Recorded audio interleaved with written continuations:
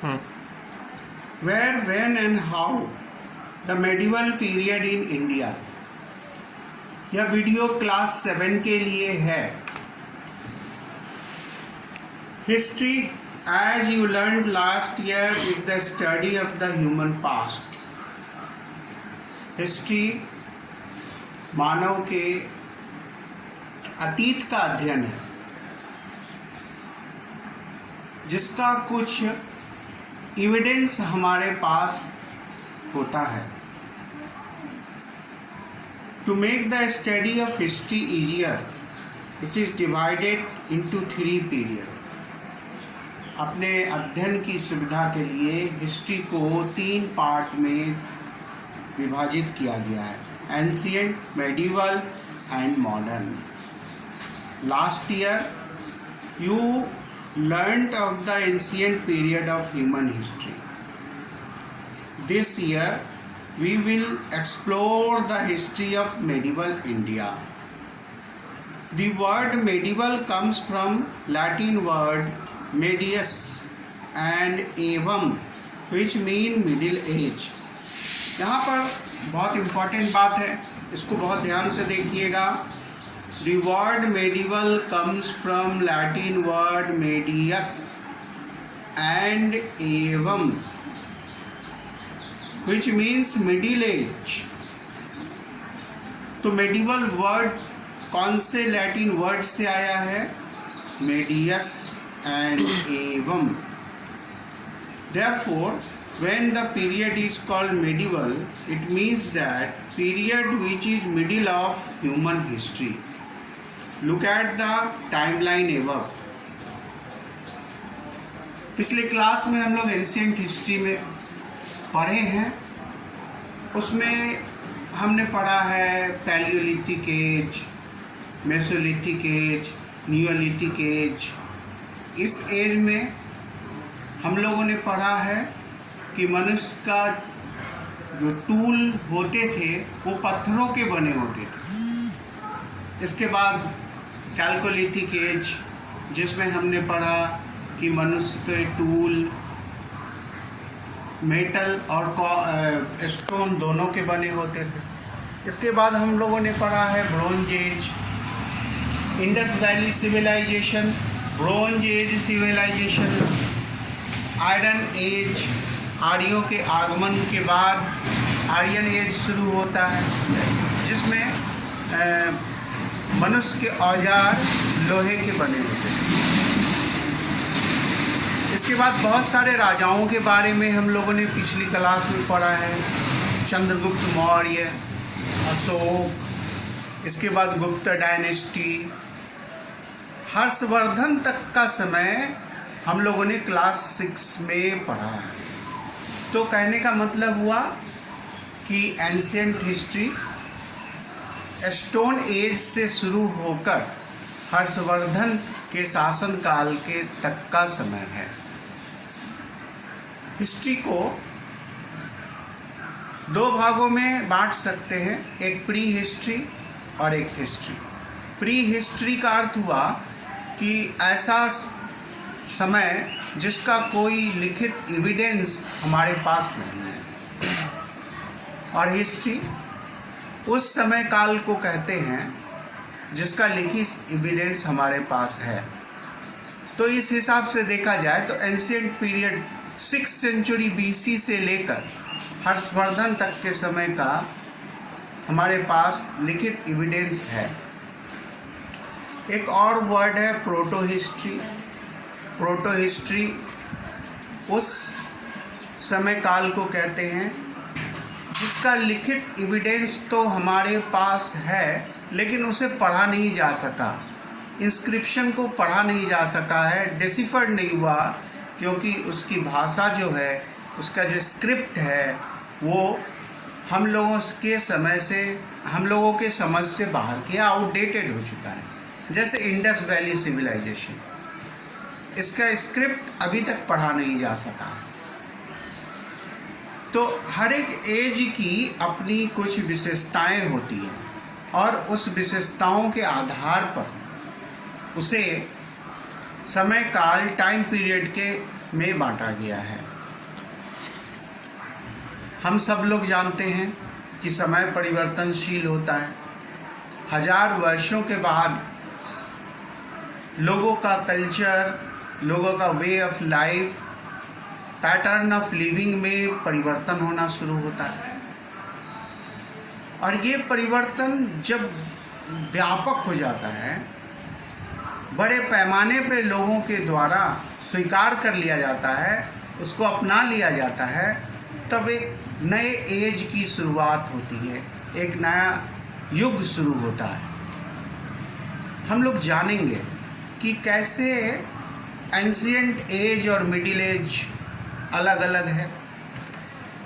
हम लोग कैसे कह सकते हैं कि कोई एक नया युग शुरू हुआ और पुराना युग समाप्त हो गया। ये सारी बातें हम लोग इस चैप्टर में पढ़ेंगे। Ancient period is said to stretch from the time human learned to write to Emperor Harshvardhan death in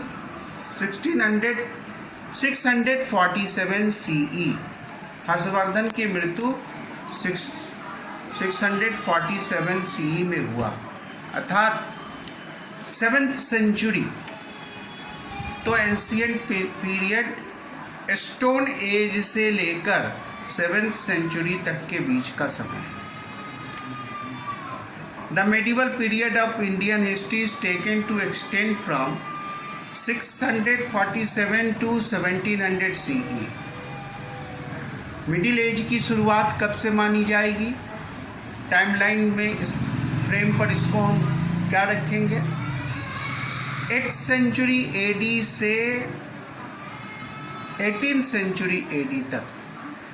8th century AD से 18th सेंचुरी AD तक के बीच का समय मिडिल एज माना जाएगा।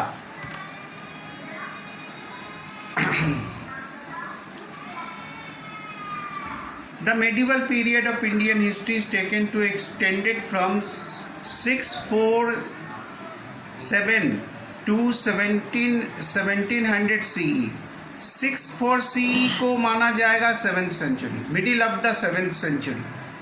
तो 50 वर्ष का समय जो होता है वो परिवर्तन के लिए होता है। तो उस 50 वर्ष के समय को हम लोग अवॉइड करते हैं और उसको 8th सेंचुरी AD से 18th century AD के बीच का। When the Mughal period started breaking up and the British began establishing their power in India, the medieval period in India is further divided into early medieval period 8th century AD to 12th century AD and the latter medieval period 12th century to 18th century। The modern period of Indian history stretches from 1700 CE to date। तो modern period कब से शुरू होता है? Modern period शुरू होता है middle of the 18th century. Middle of the 18th century से लेकर अब तक का समय जो है वो मॉडर्न एज माना जाएगा। Modern period middle of the 18th century से लेकर अब तक का समय जो है वो मॉडर्न एज है।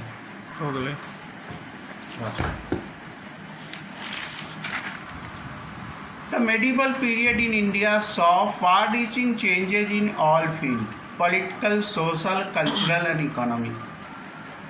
medieval period में भारत के समाज में बहुत व्यापक परिवर्तन देखा गया और ये परिवर्तन का प्रभाव अब तक है। फार रीचिंग पॉलिटिकल चेंज, राजनीतिक परिवर्तन, राजाओं के शासन करने के ढंग में परिवर्तन। मॉडर्न पीरियड में ज़्यादातर राजा हिंदू थे या बौद्ध थे, लेकिन मेडिवल एज में बाहर के लोग भी राजा हुए। मुस्लिम लोग भी हमारे देश में राजा हुए।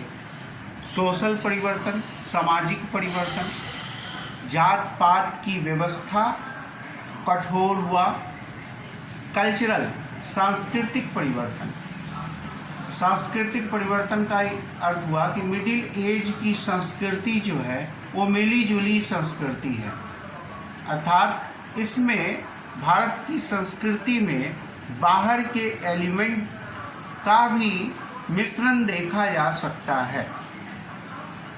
एंड इकोनॉमिक का अर्थ हुआ आर्थिक परिवर्तन, लोगों के जीविका उपार्जन, लोगों के पैसे कमाने के तरीकों में परिवर्तन। मॉडर्न एंशिएंट एज में हम देखते हैं कि ज़्यादातर लोग कृषक होते थे, व्यापार भी करते थे, लेकिन मेडिवल एज में व्यापार का में बढ़ोतरी हुआ कि दूसरे देशों के साथ भारत का कांटेक्ट और अधिक बढ़ा, एंशिएंट पीरियड से ज़्यादा बढ़ा। In North India, several independent kingdoms had come up after the break of Harsh Empire. Harshvardhan का विशाल साम्राज्य कई छोटे छोटे राज्यों में विभाजित हो गया। These kingdoms were engaged in frequent battle. ये राजा छोटी छोटी बातों को लेकर आपस में अक्सर लड़ते झगड़ते रहते थे। Each trying to establish its supremacy over the other. प्रत्येक राजा दूसरों के ऊपर अपनी श्रेष्ठता साबित करना चाहते थे। That's all. और फिर आगे की पढ़ाई नेक्स्ट क्लास में होगी। आप लोग 11 बजे अपना मोबाइल खोल के बैठेंगे और पढ़ाई को ध्यान से देखेंगे। सारा चीज़ पढ़ा दिया जाएगा, क्वेश्चन आंसर भी बता दिया जाएगा। That's all.